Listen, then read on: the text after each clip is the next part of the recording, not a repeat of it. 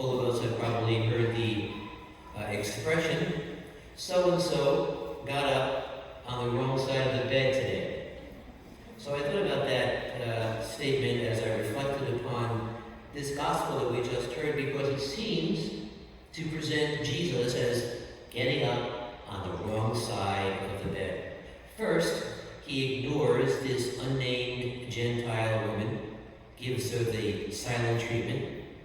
Then he rebukes her and says he's not there for her, he's only there for the lost sheep of the house of Israel. Then he insults her and says it's not right to take the food of the children and give it to the dogs, basically calling her a dog. And finally, he grants her persistent request. So yesterday, as I was preparing this homily, I Googled that expression, wrong side of the bed. And I discovered that the phrase originated in the ancient Roman Empire. And so the Romans had this superstition that, for whatever reason, the left side of the bed was the wrong side. And so getting up on the left side of the bed would bring them bad luck the whole day. So it came to mean that someone is having a bad day from the start. There's another expression that is basic to theology, basic to the understanding of Jesus and Christology, and the expression goes like this: what is not assumed is not redeemed. What is not assumed is not redeemed. In other words, Jesus took on our human nature in every way except sin. So, having a bad day is not a sin. It's human. When was the last time you woke up on the wrong side of the bed feeling irritable or in a bad mood? If it can happen to Jesus, it can happen to us. So St. Matthew positions this story immediately after a hostile interchange between Jesus and some of the elites of Jerusalem, the religious purists, who were critiquing the disciples' what they thought was irreverent or irreligious table etiquette. And that conversation, that confrontation, probably put Jesus in a bad mood. And so Jesus undercuts their complaints by saying that nobody is defiled by food, by what goes in, but rather by what comes out of one's mouth. What comes out of one's mouth reveals and reinforces what's in the heart. What comes out, that reinforces. So Jesus then, picking up the story today, Jesus leaves the Jewish area and he goes to the Gentile pagan territory of Tyre and Sidon. And there he runs into this woman who was ready to use her mouth and winds up confronting, challenging the Son of God, who's not having the best of days. That's the context, that's the situation. So it's interesting, in the Bible, there is no man who was ever able to change Jesus' mind. 2 weeks from today, we will hear the story of St. Peter trying to sway Jesus away from accepting suffering, the cross, but Jesus said, that's not the way it's going to be. And he stopped Peter, get behind me, Satan.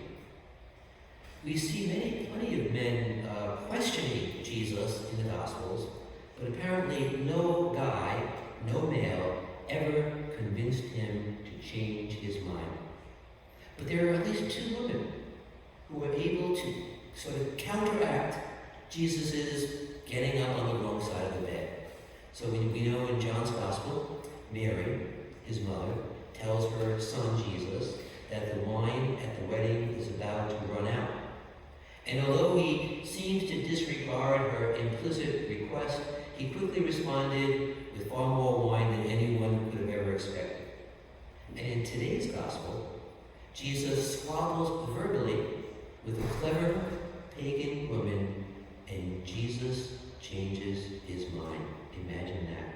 Perhaps it might be better to say they each conceded, suggesting that both sides were involved in the resolution. She placed her faith in him as Lord, and he responded to her and her need. You know, it's very interesting that a lot of times preachers often make excuses for the way Jesus talked down to this unnamed woman, but really their justifications are generally more about piety than about accuracy, because this is the way most likely happened. The story is very stark. He ignores her, he insults her, he acted like a man of his time. Or some people might say, he acted like many men of all time. Right? So this audacious woman started with 2 strikes against her. Number 1, her gender, and number 2, the fact that her people, the Canaanites, were traditional enemies of the Jews. So I was reading a commentary in preparing for this homily, which noted that Christian tradition gave a name to this woman, and I must have missed that class or that footnote in the theology book. I didn't remember it. Just like Christian tradition gave the name of Dismas to the good thief in the Gospel of Luke, so Christian tradition has given this unnamed woman a name, and that name is Justa, Justa. And so as I reflected upon that, maybe that name meant just the woman, or just the Gentile, or just somebody to ignore and dismiss. Who knows? Check it out on Wikipedia if you want. So Justa flouted both of those disadvantages, the fact that she was a woman and the fact that she was a Canaanite. She breached her gender role by approaching a man for help, Jesus, and she also diffused the ethnic antagonism by calling upon Jesus as Son of David, thereby sort of showing respect for him and calling on the Jewish tradition that male leaders are responsible for the welfare of widows and orphans. So then, hearing him say that his mission was only to Israel, she simply intensified her approach. She bowed before him as one who worshipped, and then she blocked him from going forward and passing her by. So she's really actively engaged in this conversation. She's convinced she's going to get what she wants. He's still not in the best of moods, and then he totally insults her by saying that, it's not good to throw the food to dogs, basically calling the Canaanites, the pagans, dogs. Not nice. So rising to the occasion, as no one had ever done before, she uses his own words to disarm him. Picture her at his feet, looking up with a unique combination of pleading and mischievousness. And so, throwing Jesus entirely off guard, she says something like, "Oh Lord, but those little puppies, they jump for the scraps of the food wherever they fall."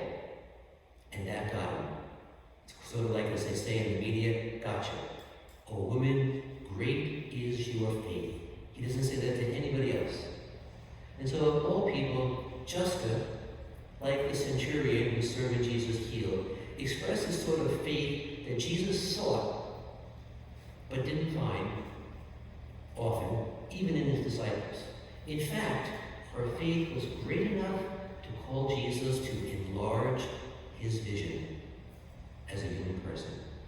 Justa and Mary are unique personalities in the gospel. And while many people moved Jesus to compassion, these 2 women opened his mind to new possibilities. So why does St. Matthew tell us this story? Well, first, I think, because the story illustrates the kind of faith that Jesus sought then and seeks now from each one of us. Just to believe that Jesus not only could, but should respond to her need, gender and nationality put aside. Additionally, Justa literally persuades God to think outside the box. And we hear in the second reading from St. Paul today, who would later abandon the box altogether, taking the gospel to the Gentiles outright. And we're the beneficiaries of that decision. So these days, as we wrestle with how much we're obliged to share our land and our riches with others, we might consider the crumbs that fell table to us. The crumbs that fell to the table to us that bring us here week after week to be with the Lord. So it's a great, beautiful message of hope and change. We might look at today's gospel as God calling the church, calling the world, calling each one of us to a newly opened mind. So what do you need God to do for you? What can Jesus do for you at this particular point in your life? When we think we're like Mrs. Justa, when we think that we are we are just another creature, just another poor soul, just another bothering, begging, praying interruption to a seemingly unresponsive Lord, remember this story. Don't get discouraged. Let's try, in our own spiritual lives, let's try to surprise God. Surprise God with our perseverance, with our creativity, with our chutzpah, and our determination to work with God, and perhaps, in that work, to change God's mind. Even when we might be absolutely convinced that God's mailbox is full and you can't leave a message, or that God just got up on the wrong side of the bed.